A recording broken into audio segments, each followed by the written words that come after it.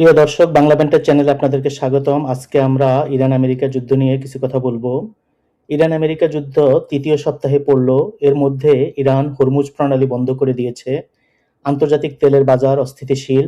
Trump তার মিত্রদের আহ্বান করেছেন, কিন্তু কেউ তেমন সাড়া দেয়নি।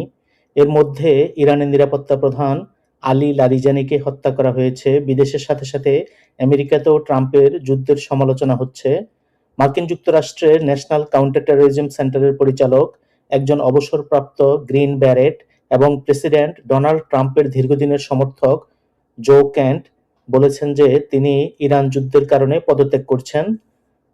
তিনি বলেন, আমি বিবেকের তাড়নায় ইরানের চলমান যুদ্ধকে সমর্থন করতে পারি না। ইরান আমাদের দেশের জন্য কোনো আসন্ন হুমকি ছিল না। এটা স্পষ্ট যে ইসরায়েল এবং তাদের শক্তিশালী আমেরিকান লবির চাপের কারণে আমরা এই যুদ্ধ শুরু করেছি। ন্যাশনাল কাউন্টার টেরোরিজম সেন্টারের পরিচালক জো ক্যান্ট এক্সে পোস্ট করা ট্রাম্পকে লেখা এক চিঠিতে জানান, ট্রাম্প ইসরায়েলিদের দ্বারা ভুলভাবে প্রভাবিত হয়েছেন এবং তিনি পরবর্তী প্রজন্মকে এমন একটি যুদ্ধে লড়তে ও মরতে পাঠানোর সমর্থন করতে পারেন না, যে যুদ্ধ আমেরিকান জনগণের কোনো উপকারে আসবে না এবং আমেরিকানদের জীবনহানি মূল্যকেও ন্যায্যতা দেবে না। হোয়াইট হাউস অবশ্য ক্যান্টের সমালোচনার প্রত্যাখ্যান করেছেন। হোয়াইট হাউসের প্রেস সচিব ক্যারোলিন লেভিট বলেছেন, প্রেসিডেন্ট ট্রাম্প যেমন পরিষ্কার ও দ্ব্যর্থহীনভাবে বলেছেন, তার কাছে শক্তিশালী ও অকাট্য প্রমাণ ছিল যে ইরান প্রথমে যুক্তরাষ্ট্রে হামলা করতে যাচ্ছিল। এ সপ্তাহে মার্কিন গোয়েন্দা সংস্থার প্রধান তুলসি গাবার্ড রিপোর্ট পেশ করেছেন। সিনেটে ইন্টেলিজেন্স কমিটির কাছে পেশ করা সেই রিপোর্টে গাবার্ড দাবি করেন, 2025 সালে আমেরিকা এবং ইসরায়েল ইরানের পরমাণু কেন্দ্রগুলিতে হামলা চালানোর পর থেকে তারা আবারও সেই কর্মসূচি চালু করার কোনো চেষ্টা করেনি। গোয়েন্দা প্রধান দাবি করেছেন, অপারেশন মিডনাইট হ্যামার নামে ইরানে যে অভিযান চালানো হয়েছিল তাতে ইরানের পরমাণু কর্মসূচি পুরোপুরি ধ্বংস হয়ে গিয়েছে। তারপর সেই কর্মসূচি দ্বিতীয়বার চালু করার কোনো গতিবিধি লক্ষ্য করা যায়নি। তো মার্কিন গোয়েন্দা প্রধানের এই রিপোর্ট প্রকাশ্যে আসার পর থেকে ইরানের পরমাণু কর্মসূচি নিয়ে প্রেসিডেন্ট ডোনাল্ড ট্রাম্পের দাবি প্রশ্নের মুখে পড়ে গিয়েছে। সম্প্রতি আয়ারল্যান্ডের প্রধানমন্ত্রী ট্রাম্পের সাথে দেখা করেছেন। এরপর দুজনে মিলে একটা সংবাদ সম্মেলন করেছেন। সেখানে ট্রাম্পকে জিজ্ঞাসা করা হয়েছিল ইরান সম্পর্কে কিছু বলার জন্য।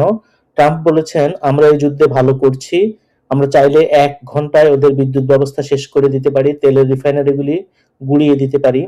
কিন্তু প্রশ্ন হচ্ছে, তিনি সেটা করছেন না কেন?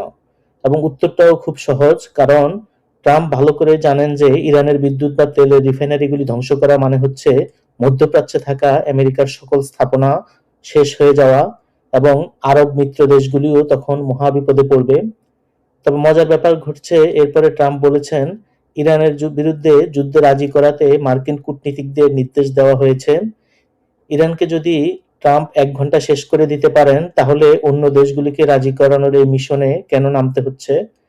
তবে সাথে থাকা আয়ারল্যান্ডের প্রধানমন্ত্রী অবশ্য ওই মিটিং থেকে বের হয়ে সঙ্গে সঙ্গে বলেছেন, এটি আমাদের যুদ্ধ নয়, আমরা এই যুদ্ধে নেই। এদিকে ইসরায়েল ইরানের নিরাপত্তা প্রধান আলী লারিজানিকে হত্যা করেছে। এটা অবশ্যই ইরানের জন্য একটি বড় ধাক্কা, যেহেতু তিনি ইরানের নিরাপত্তার ব্যাপারটা দেখতেন। তেহরানের পার্দিসে তার মেয়ের বাড়িতে মার্কিন ইসরায়েলি বিমান হামলায় আলী লারিজানি, তার ছেলে, সহযোগী এবং দেহরক্ষীরা নিহত হয়েছেন। পার্দিসের ফুটেজে দেখা যায় ইসরায়েলি হামলায় একটি পুরো আবাসিক এলাকা সম্পূর্ণভাবে ধ্বংস হয়ে গেছে। এর অর্থ হলো ডক্টর লারিজানির সাথে বহু বেসামরিক নাগরিকও নিহত হয়েছেন। ইরানের ইসলামিক রেভলিউশনারি গার্ড কোর বা আইআরজিসি দেশটির বাসিজ বাহিনীর কমান্ডার গোলাম রেজা সোলাইমানির মৃত্যুর খবরও নিশ্চিত করেছে। রাস্তার মাঝখানে যেখানে বহু বেসামরিক লোক ছিল, সেখানে ইসরায়েলি বিমান হামলায় গোলাম রেজা সোলাইমানি নিহত হন। ইরান তাৎক্ষণিকভাবে তেল আবিব, বাগদাদের মার্কিন ভিক্টোরিয়া সামরিক ঘাঁটি, এরভিল বিমান ঘাঁটি এবং দুবাইতে ক্ষেপণাস্ত্র হামলা চালিয়ে এর প্রতিশোধ নেয়। এখন দেখার বিষয় ইরানের ভেতরে এর কোনো প্রভাব পড়ে কিনা। তবে তারা আগে থেকেই বলে আসছে, তাদের সিস্টেম এতটাই অর্গানাইজ যে কেউ মারা গেলে কিছু যায় আসে না, অন্যরা সে স্থান খুব সহজে পূরণ করে নেবে। ইরান লারিজানির জায়গায় কিভাবে পূরণ করে সেটাই এখন দেখার বিষয়। তবে বর্তমান ইরান যুদ্ধের সবচেয়ে গুরুত্বপূর্ণ খবর হচ্ছে, আমেরিকান সরকারের মাঝেই এখন দ্বন্দ্ব শুরু হয়েছে। ট্রাম্প এবং তার আশেপাশের কয়েকজন ছাড়া কেউই এখন আর এই যুদ্ধকে সমর্থন করছে না। MAGA movement, make America great again এর কথা বলা ট্রাম্প ক্ষমতায় এসছে, যার মূল বিষয় ছিল অন্য কোনো দেশ নয়, আমেরিকা কেই প্রাধান্য দিতে হবে, বিদেশে যুদ্ধ করা যাবে না ইত্যাদি। এই ক্যাম্পেইনের মূল কিছু মানুষের মধ্যে দুইজন ছিলেন টাকার কার্লসন এবং টেইলর গ্রিন। দুইজনই এখন ট্রাম্পের বিরোধিতা করছেন। তারা বলছে সে পাগল হয়ে গেছে, এই যুদ্ধে আমেরিকার কোনো ফায়দা নেই। তবে কাউন্টার টেরোরিজমের প্রধান জো ক্যান্ট, যাকে ট্রাম্প নিজেই নিয়োগ দিয়েছেন, তার পদত্যাগও ট্রাম্পের জন্য একটা বড় ধরনের সেটব্যাক। ট্রাম্পকে ক্যান্টের পদত্যাগের কথা জিজ্ঞেস করা হলে তিনি হেসে বলেছেন, ক্যান্ট পদত্যাগ করে ভালোই করেছে, ওকে আমাদের দরকার নেই। আরব আমিরাতের সরকার আমাদের সাথে জয়েন করছে হরমুজ প্রণালী দখল করতে। সংযুক্ত আরব আমিরাত ঘোষণা করেছে আমেরিকার নেতৃত্বে যদি কোনো কোয়ালিশন হয় তবে আমিরাত ইরানের বিরুদ্ধে যুদ্ধে অংশ নেবে। তো যেখানে NATO, Germany, England, Spain, Italy, Norway, Korea থেকে শুরু করে আমেরিকার মিত্র দেশগুলি হরমুজে যুদ্ধজাহাজ পাঠানোর ক্ষেত্রে সোজা না করে দিয়েছে, সেখানে এবং যেখানে আমেরিকার গোয়েন্দা প্রধান এই যুদ্ধের বৈধতার প্রশ্ন তুলছেন, সেখানে আরব আমিরাত ইরানের বিরুদ্ধে আমেরিকার হয়ে যুদ্ধ করতে চাইছে।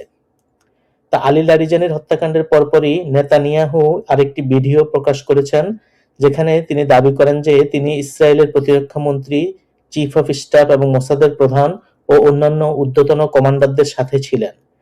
তবে নেতানিয়াহু মারা গেছেন কিনা এ নিয়ে গত কয়েকদিন ধরে অনেক জল্পনা কল্পনা চলছে। নেতানিয়াহুর 6 আঙ্গুলের ভিডিও দেখে নেটিজেনরা সেরকমই ভাবছেন। এআই এখনো আঙ্গুল ঠিকমতো নকল করতে পারে না, ফলে এআই জেনারেটেড ভিডিও দেখলে হাতের আঙ্গুলের দিকে অনেকের মনোযোগ থাকে। ইসরায়েল নেতানিয়াহুর 6 আঙ্গুলের ভিডিও ছাড়ায় নতুন করে নেতানিয়াহুর মৃত্যুর ব্যাপারে গুঞ্জন শুরু হয়। তো সবশেষ খবর অনুযায়ী সৌদি আরবের রাজধানী রিয়াদে অবস্থিত আমেরিকান ঘাঁটি ও স্থাপনাগুলোতে ইরান হামলা করেছে।